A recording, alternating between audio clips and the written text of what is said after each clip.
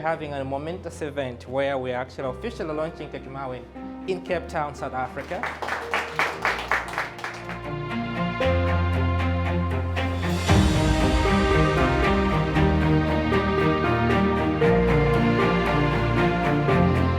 Very rich in iron and also calcium, but the iron is the critical thing because it's the one that may actually reduce and mitigate anemia over time.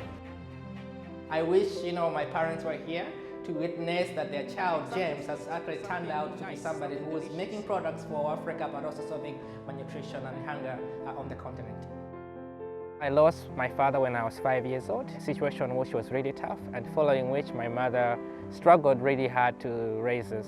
As a result, it led her into depression, and eventually when she got sick from malaria, my mother could not make it. I was only 9 years old, and my older brother was about 2 years older than me.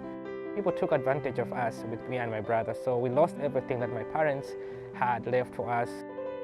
Eventually, I was adopted by my uncle, who was a brother to my father. He accepted me in his home, and it really changed my life from that moment on.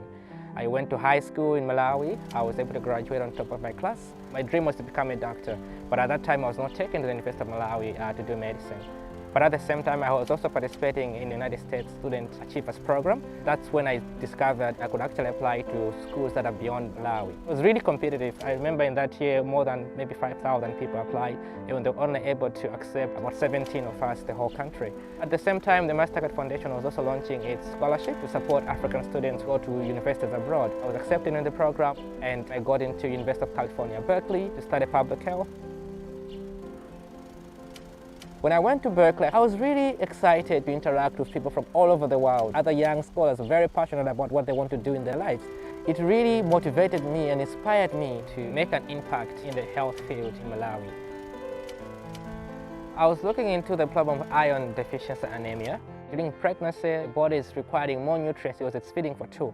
We do have high maternal mortality and childhood mortality because of the lack of iron and other nutrients in the body.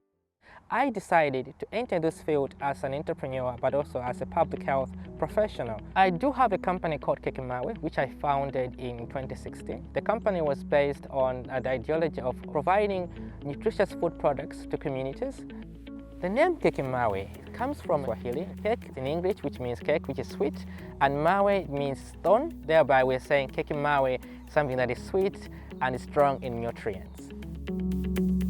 In my lab, I gathered some experts who have been working in the nutrition sector to understand what product or what ingredient may have high content of iron and also calcium. And we started with biscuits, which are nutritious. We've also been able to create products such as powders, flours that are fortified with nutrients such as calcium, vitamins, and other essential nutrients that are needed for the body.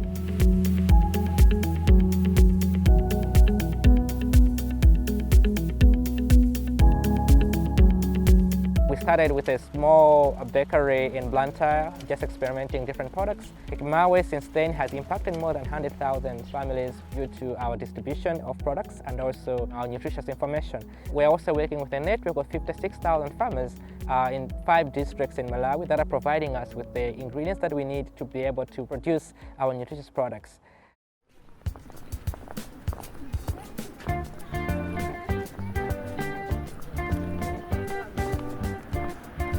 At our bakery here in Cape Town called Little Cup Bakery. We have partnered with it to be able to produce our Keki Mawe biscuits.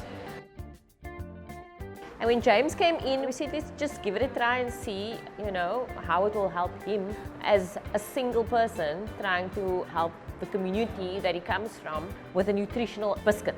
Something affordable and that's delicious in the same time. We are able to produce these biscuits at this particular location, and we're able to supply to the local markets here in South Africa. This is allowing us to expand our business. Now we are able to supply to Zimbabwe, Namibia, and other regions in the southern region of Africa and beyond.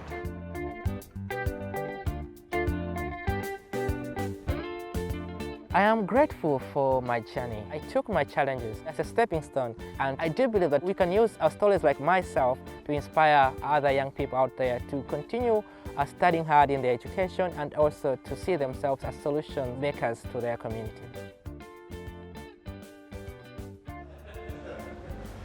Delicious.